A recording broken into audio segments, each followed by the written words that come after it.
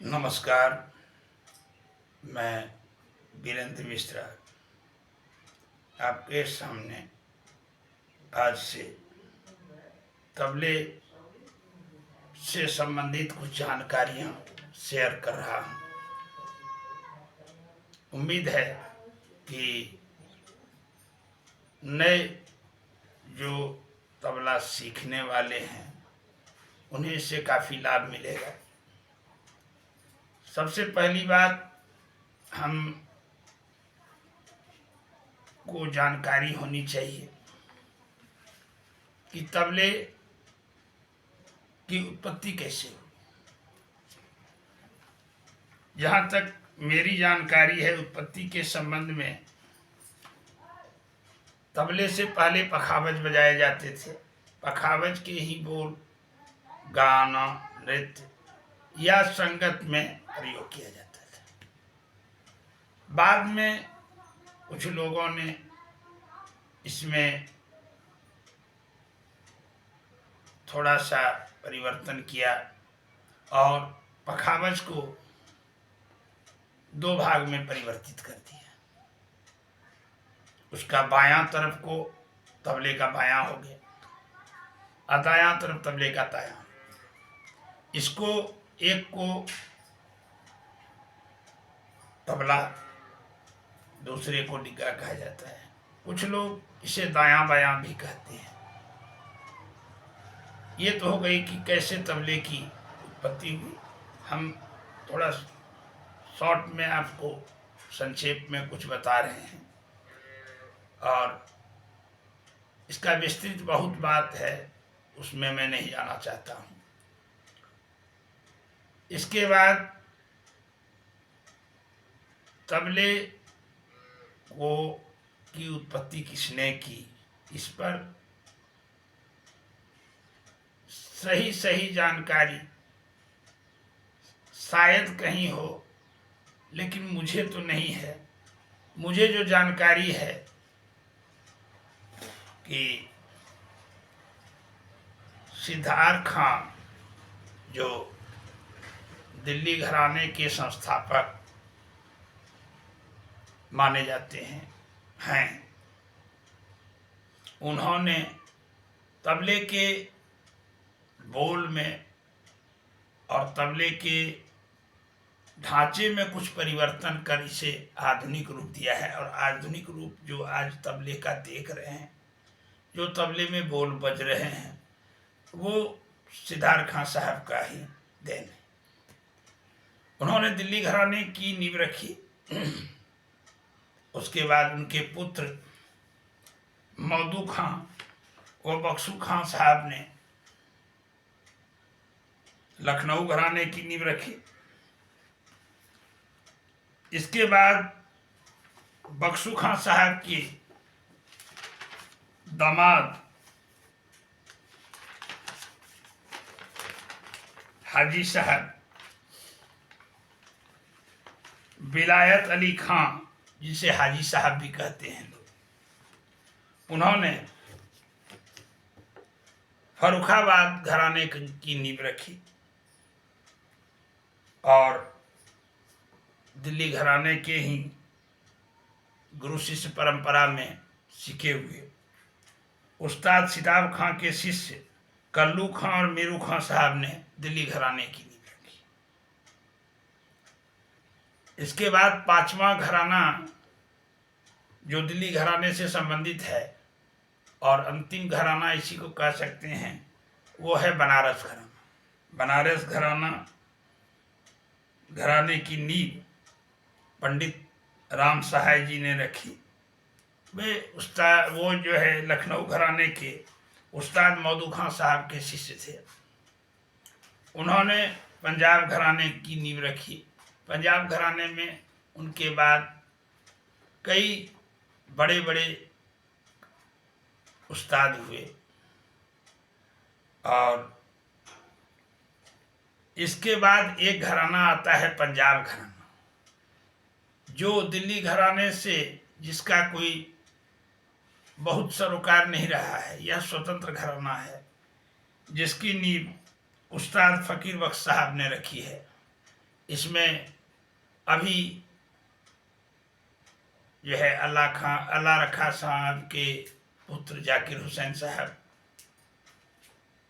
का नाम देश विदेश में पूरे विश्व में फैला हुआ है। बहुत बड़े तबला वादक हैं और इस घराने में का वादन शैली इन पांचों ऊपर के पहले के पांचों घरानों से अलग है। और पैरेलल में कहा जाता है कि दिल्ली घराने के बाद ही लगभग लखनऊ घराने के आसपास ही इसकी नींव पड़ी। और ये जो है पंजाब घराने वाले एकदम पखावज के बोल को तबले पर थोड़ा बहुत सुधार कर उसी को बजा लेते, जबकि अन्य घरानों में तबले के कुछ पखावज के बोल भी हैं और कुछ तबले के भी बोल हैं, बजाया जाता है। अब देखिए घराने जितने भी घराने हैं बोल तो वही हैं, पखावज के बोल हैं, उसको सुधार कर तबले पर बजाया जाता है। तो बोल लगभग हमको लगता है, मैंने जो सुना है सभी घरानों को सुना है और लगभग सभी घराने के बोल मैं जानता हूँ। तो जो मैंने जो देखा है अपने गुरु से जो सीखा है उसके हिसाब से मुझे तो लगता है कि सभी घराने में लगभग एक से बोल बजते हैं। बजाने का सबका अपना अपना तरीका है। दिल्ली घराने की का बात करें हम तो दिल्ली घराने में चाटी का प्रयोग होता है। चाटी का बोल उसको कहते हैं दिल्ली घराने के बोल को, और उसको 2 उंगली से बजाया जाता है।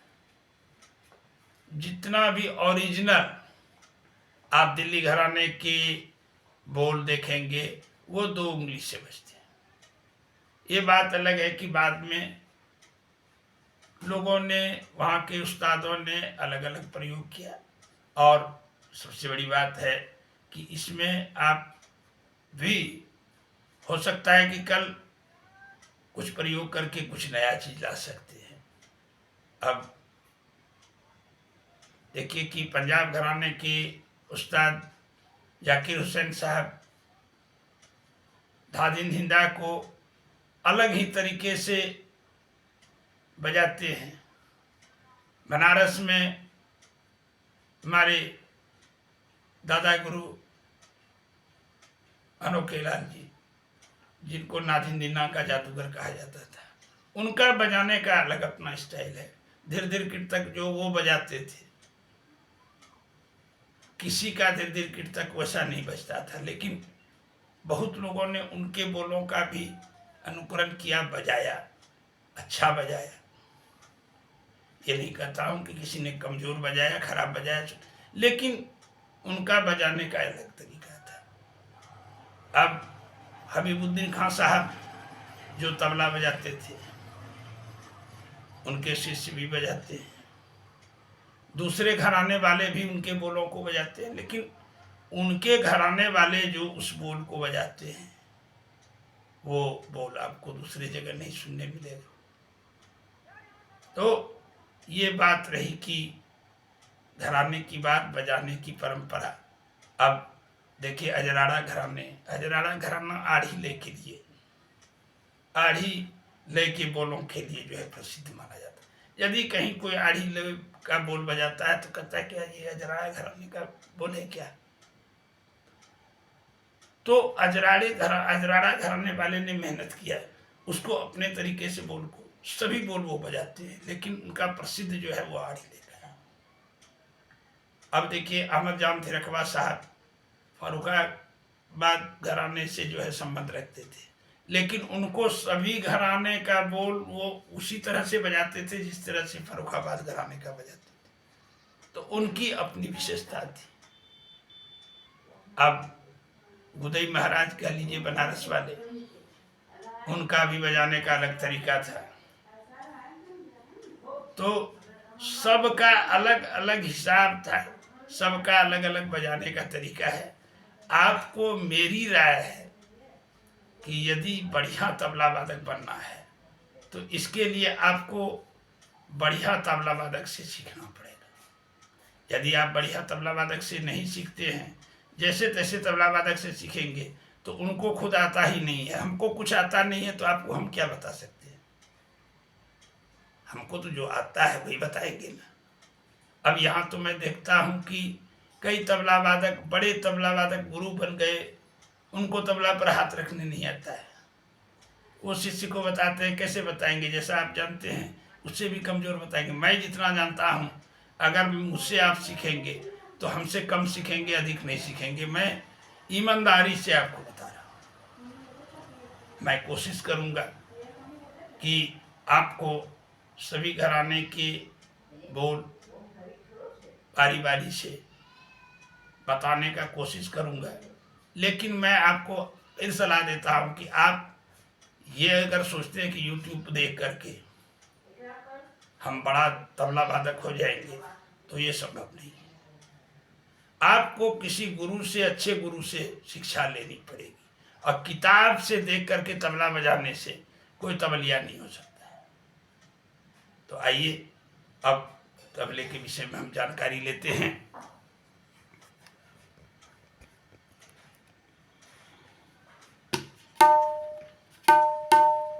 देखिए ये आपका ये तबला है, ये है डिग्गा जिसको कहते हैं, या इसको दायां कहते हैं, इसको बायां कहते हैं।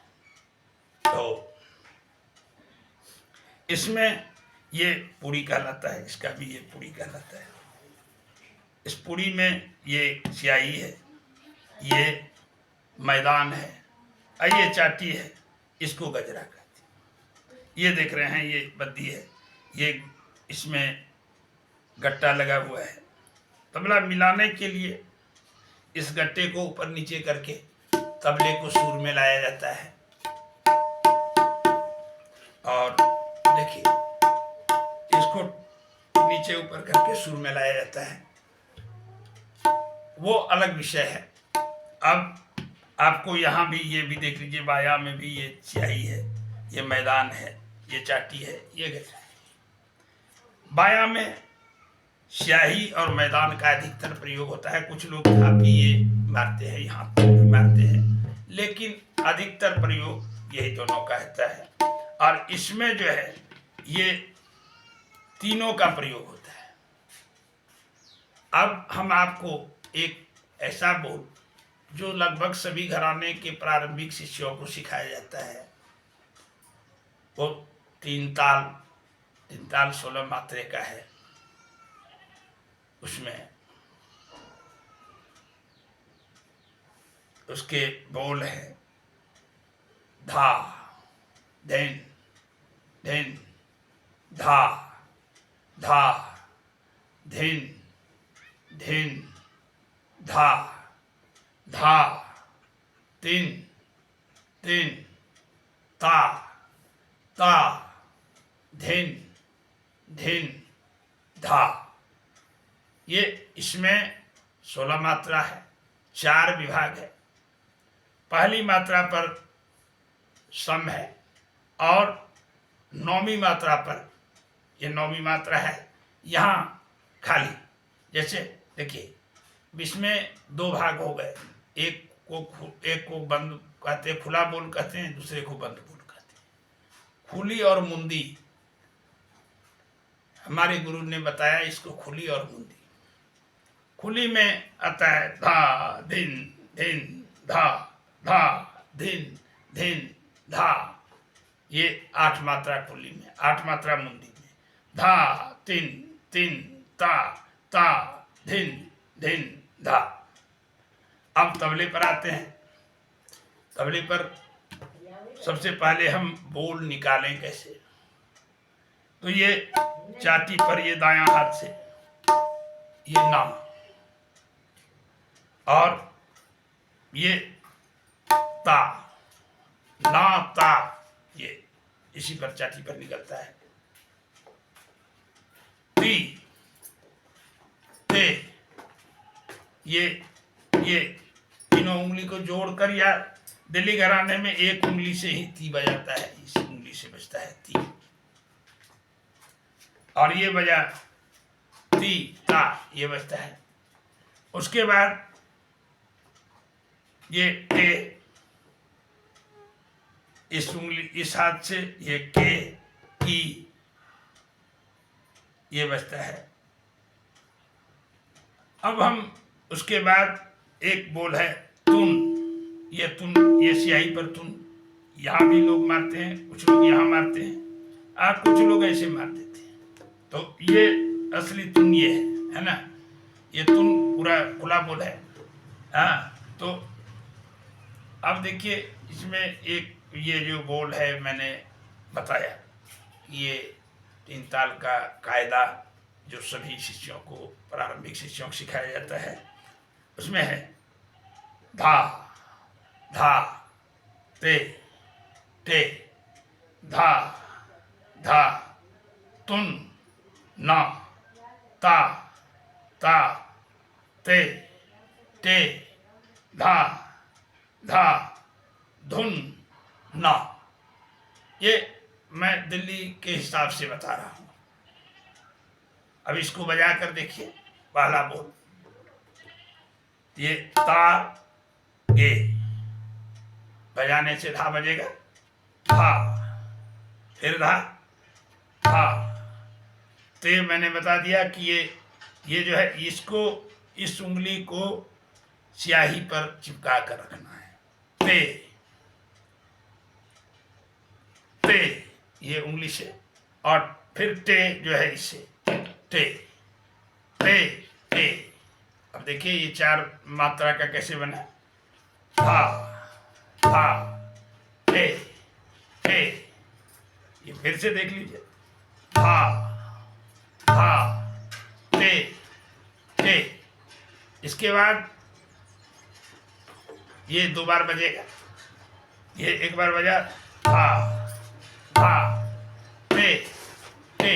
अब दूसरा है, इसमें दूसरा 4 मात्रा, हा हा, पहले जैसा, तुन तुन तुन तुन तुन तुन, ये मार कर उठा लेना है उंगली, ये उड़ जाएगा, तुन। और उसके बाद फिर यहाँ ना, चाटी पर ना, ये हो गया। देखिए इसको पूरा चारों मात्रा, इसको जो है 8 मात्रा हम बजा कर दिखाते हैं, हा हा ते ते, धा धा, तुन ना। इसके बाद अब दूसरा भाग, दूसरा 8 मात्रा, ता। अब ये बंद रहेगा, केवल ये बजेगा, ता ता ते ते। ये 4 मात्रा हो गया। और 4 मात्रा फिर जो पहला जो 4 मात्रा बजाया उसको बजा देना है। मैंने दूसरा जो 4 मात्रा बजाया, हा हा तुन ना। अब इसको पूरा 16 मात्रा बजाते हैं, हा हा ते ते, हा हा तुन ना, ता ता ते ते, हा हा तुन ना। अब इसका डबल, धा धा ते ते, धा धा तुन ना, ता ता ते ते, धा धा।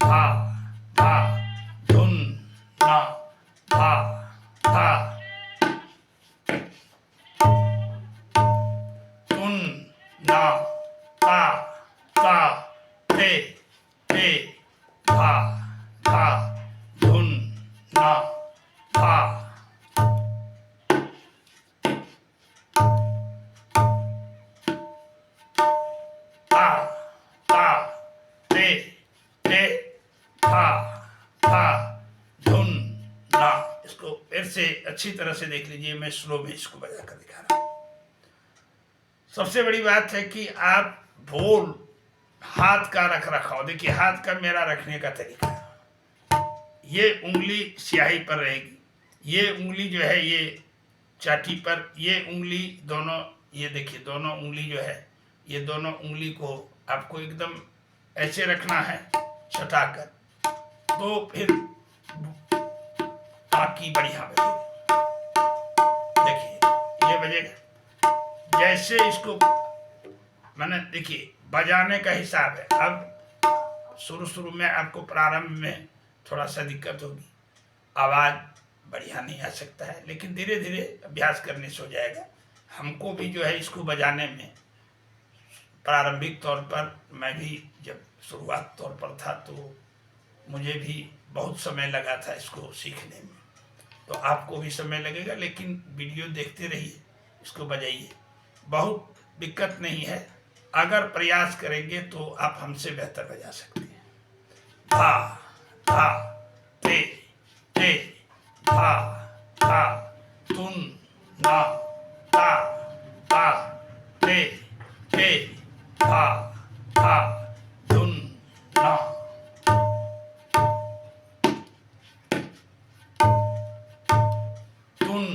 ना ता ता ते ते धा धा धुन ना।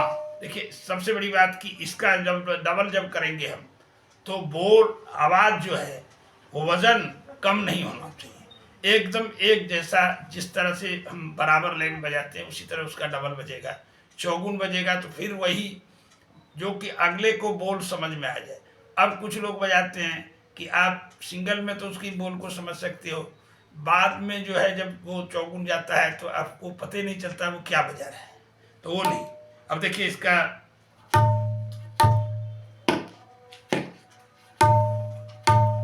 तुन ना ता ता ते ते धा धा धुन ना। अब इसका डबल देखिए, डबल धा धा ते धा धा धुन ना ता ता ते धा धा धुन ना धा धा।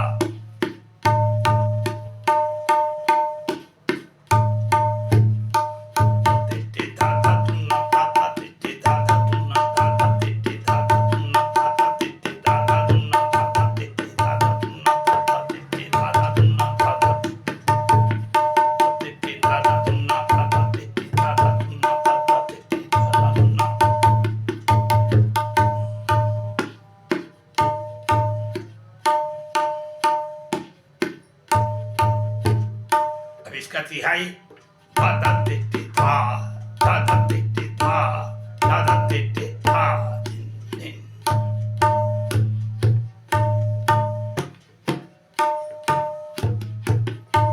ये है बोल आपने सीखा, इसको प्रैक्टिस कीजिए वीडियो देख करके, पसंद हो इसको दूसरे को शेयर कीजिए। और सबसे बड़ी बात कि हाथ का रख रखाव आप सही से, जिस तरह मैं रखता हूँ उस तरह रखेंगे तो आप आगे बढ़ेंगे। धन्यवाद।